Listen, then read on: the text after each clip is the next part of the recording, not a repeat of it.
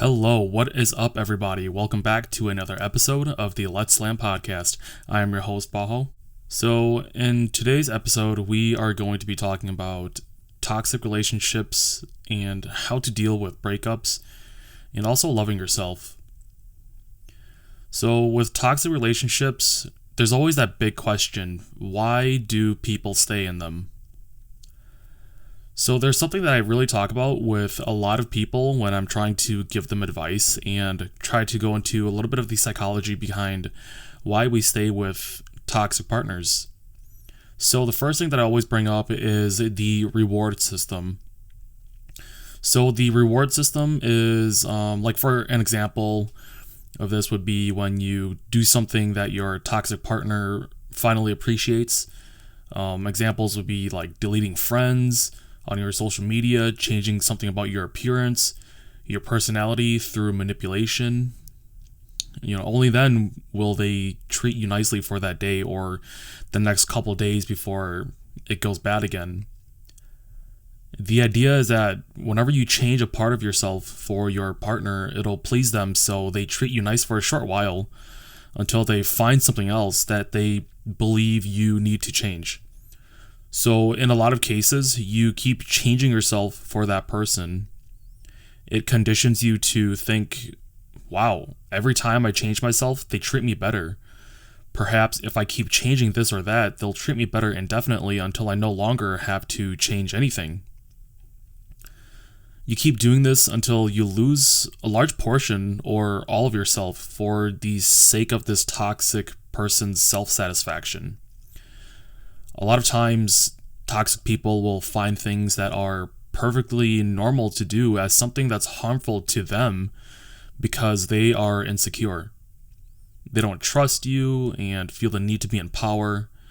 They want to control you as a means to, in quotes, protect themselves from allowing something to happen, such as cheating, leaving, pointing out their flaws, even when there's no probable cause as to why they should feel that way.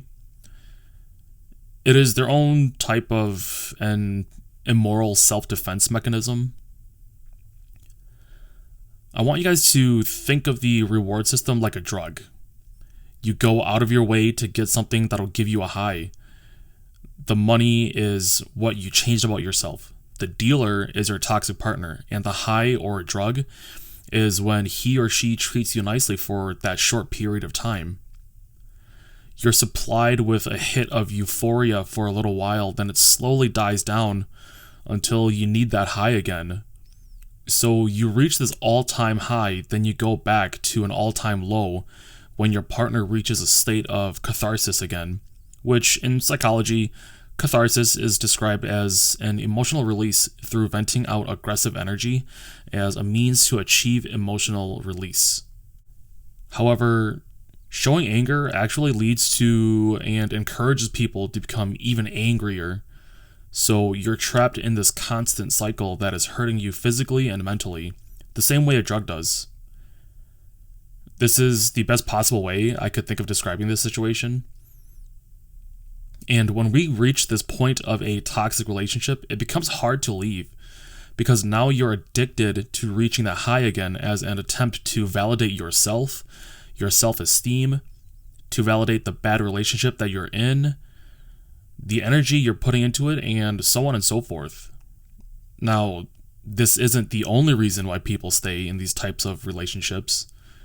There are many other factors, such as low-quality alternatives where you feel like there are no better options out there for you, or being manipulated to believe that you're a better version of yourself with this partner, or that you're a nobody without them. Toxic people are the best of the best when it comes to manipulation and guilt tripping. The reason why victims will change themselves for a partner is because of these two reasons. Oh, you don't love me, that's why you're leaving. This happened because of you, and if it did happen because of me, it's because you upset me. This would have never happened if you just listened to me. Prove to me that girl means nothing to you by deleting her off of your social media. Who would you rather choose, me or your family? They're not the one that's sleeping next to you every night. I am. Shit like this is what fucks with victims' minds. When you're told something enough, you start to believe it. In toxic relationships, there's often a very common theme among them: being on and off. If not this time, then maybe next time. If not next time, then maybe after that. It becomes a bad habit because you know that you're going to give each other another chance. We enter this cycle because we keep telling ourselves that the outcome will be different than last time. This is a massive disservice to ourselves, our time, and our energy. Oftentimes, the outcome of this is that one or both parties have lower levels of commitment. You're technically not together, but you kind of are. So people think there's a bit of leeway to seek out other possible potential partners, and when the other party finds out about this can cause an even bigger rift between the two. And when stuff like this happens, I think there's always one party that's always more committed than the other, so they put up with that person's infidelity, if you will, because they fear losing them. What draws them back to each other is that oftentimes they both still love each other in their own ways. And this brings me to the 3 types of lovers and what it teaches us. And I talk about this with a lot of my friends that I'm trying to give advice to, just to kind of try to open their eyes a little bit. There is a saying that you only really fall in love with 3 people in your life, and they enter your life for a specific reason: to teach you a lesson. The first lover that we have is the kiddie love or high school love. It is the ideal relationship and feels like a fairy tale. It's where we start to discover what love feels like. A lot of people say that those relationships don't really count and that it wasn't real. But I like to say that although it was young love, it doesn't mean that what we felt wasn't real. It was just a small taste of what was to come in our future relationships. The second lover is the one that hurts, the challenging love. It teaches us most about ourselves and what we want in a partner. This relationship is often the one that breaks us down and sets us on a path to build ourselves back up and molding ourselves into who we become in the future.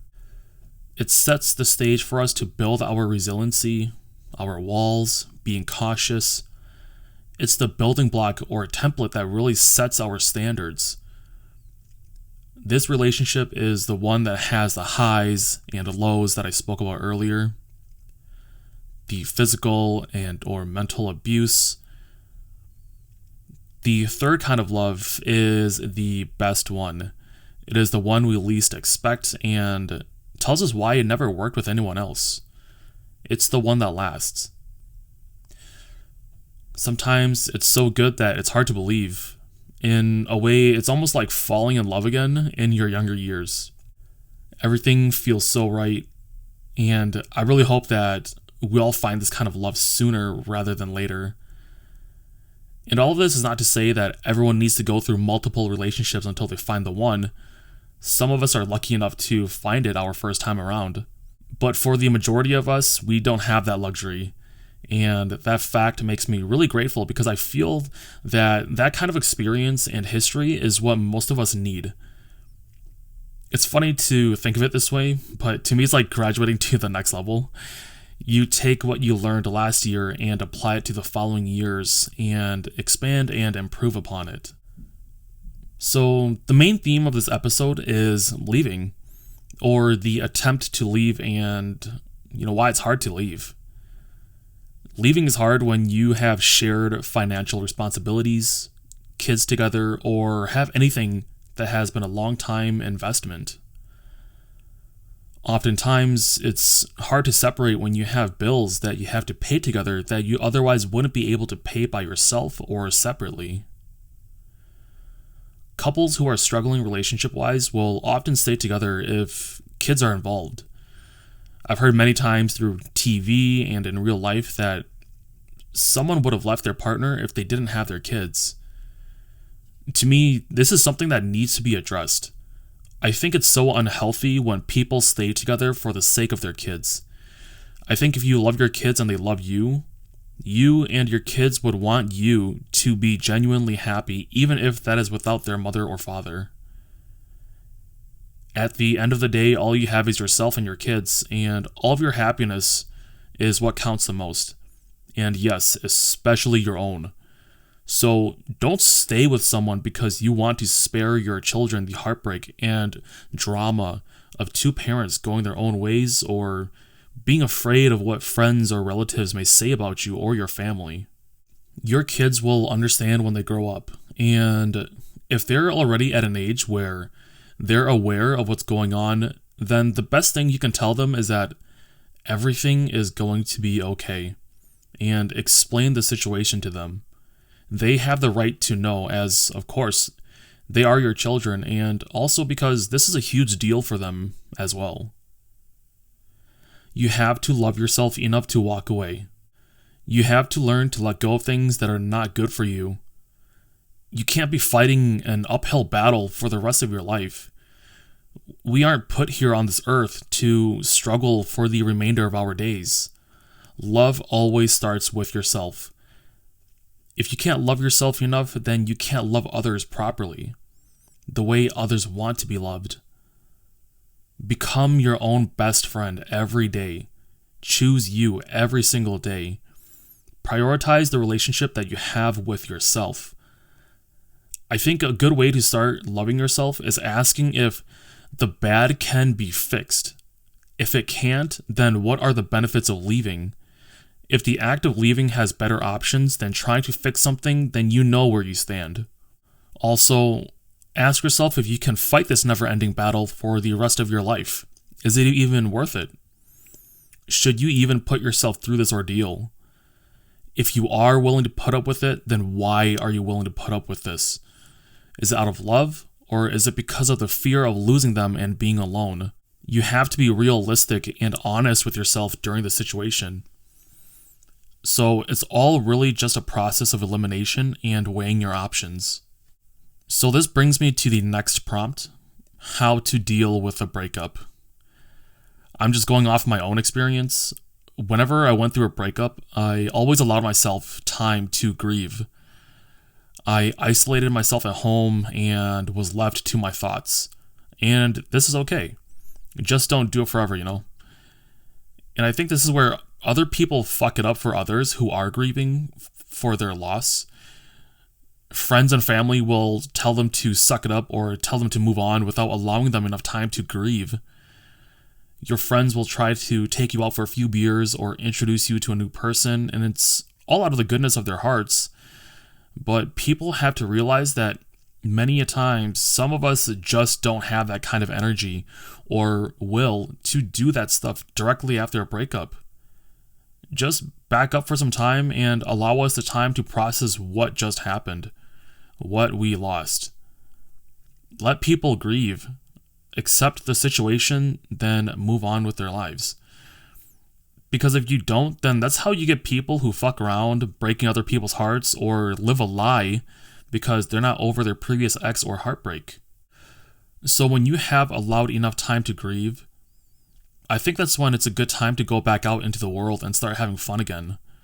Try new hobbies, meet new people, surround yourself with friends and family to curb the loneliness. Pick up a hobby that you dropped along the way, etc., etc. Do something.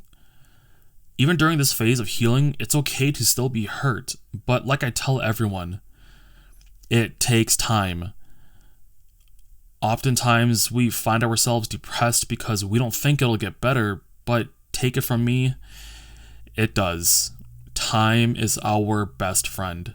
Learn to embrace in the passage of time and let it heal you. You'll thank yourself for being patient, and you'll probably ask yourself why you were such a goddamn mess back then. Trust in the process, and good things will come to you. I promise. After going through these trials and tribulations, we usually build our walls up and become hyper cautious or sensitive. But don't let your past be the reason why you hurt someone else in the future. Never compare someone to your ex. They are not them. Don't run away so easily at the slightest imperfection that a potential partner has. Realize that No one is perfect, not even you. Assess the situation and address it to them so you both have a better understanding of each other. Never hurt someone because of what someone did to you before. Don't assume the worst in people. Give them the benefit of the doubt, and good things will come your way. Choose yourself every day. Choose happiness.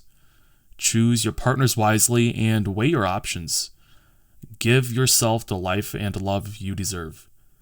Time is way too short to be in a constant struggle with someone. You owe it to yourself. Alright guys, this brings us to the conclusion of this week's episode of the Let's Slam podcast. Thank you guys so much for tuning in, and thank you to all of my subscribers. You guys are the best. I will see you guys again next weekend on another episode of the Let's Slam podcast.